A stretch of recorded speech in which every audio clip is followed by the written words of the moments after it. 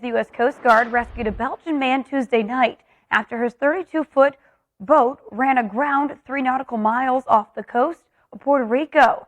The Coast Guard released a statement saying the man was the only person on the sailing vessel when his boat ran aground as he traveled from St. Martin to the Dominican Republic. The sailor sent out a distress signal, and a Coast Guard helicopter from Puerto Rico responded. The guardsmen threw down a rope and lifted him out of the water. The man was not injured, according to the Coast Guard, which said that they were able to locate him quickly before sunset because he was traveling with proper emergency medical equipment. Well, meantime, several Caribbean leaders attended a climate change event recently in the Bahamas, and it ended with various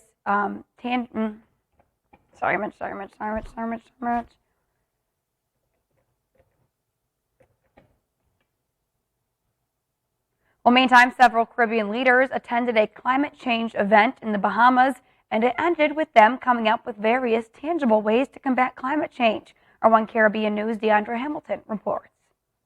When that regional meeting for heads of government concluded, there was consensus on some critical maneuvers all believe are key to success. Deeper detailing of the impacts of climate events and a coordinated approach as a unified region. The Bahamas hosted the 2-day meeting at the Bahama Resort in Nassau, and Special Advisor to the Prime Minister on Environmental Matters, Dr. Rochelle Newbold, gave the meeting's highlights and proposals. A regional platform was proposed to coordinate, to facilitate, to help share and exchange experiences, as well as to implement projects. A roster of human resource expertise to include finance, education, and training, and a joined-up procurement process for transition technologies. Climate finance is to come from a broad suite of instruments. There will be better recording, and as the small island states of the Caribbean set out in unison to secure climate funding without incurring burdensome debt, there was talk about ensuring transparency and accountability and even what happens next year. We also wish to have consensus among our region to have a similar regional meeting to be done every year and incorporated into the UNFCCC calendar.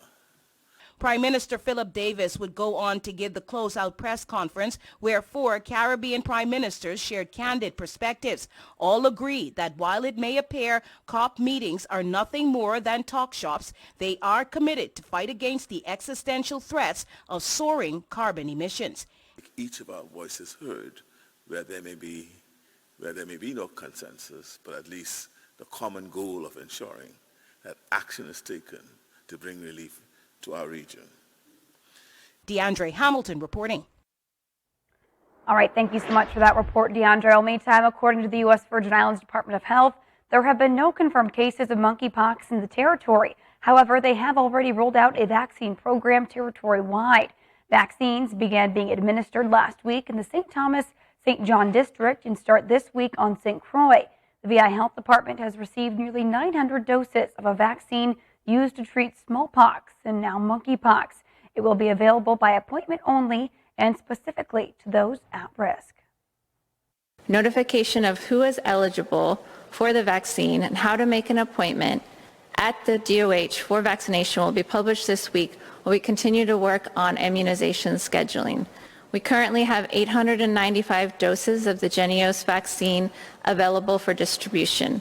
The public can view information on monkeypox by visiting the Community Disease tab on the VIDOH website at doh.vi.gov. And here's a look at some of the people now eligible for a vaccine, those who may have been exposed to someone with a confirmed case of monkeypox and people who are more likely to be exposed, like lab workers and emergency room staff. Also, the severely immunocompromised men who have sex with men and anyone with 2 or more sexual partners in the past 3 months. For a full list of those eligible to receive a monkeypox vaccine or for more information about monkeypox, visit doh.vi.gov. Well, switching gears now, Trinidad and Tobago's Prime Minister, Dr. Keith Rowley, has promised to instruct the Finance Minister to make a special payment to Ministry of Health workers in the next budget for their work during the COVID-19 pandemic. Speaking at a town hall meeting on Tuesday night, Dr. Rowley said while he did not inform the finance minister of the decision yet, one had to understand what it means to be in a position of responsibility where death is the outcome, and yet people buckle down to stay in the same rooms and fight for patients' lives. The Prime Minister said the special recognition to Health Ministry is not to say that the government do not recognize what other people have done, but it is based on those who walked the extra mile and had extra exposure during the pandemic. Our health service in a pandemic, the pandemic of 2020, 2021, our health service was there for all the people of Trinidad and Tobago, and we must be a grateful people.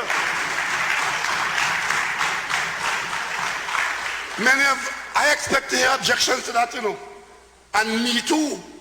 I expect to hear that. But all I will say is I hear you, I understand you, but you were not there doing what they had done. And you could make your objection now because you're alive. Because you're alive. Many people in our country did not make it. But many people made it because we were fortunate to have in our health service a body of people for whom the occasion demanded and who stood in the breach for us.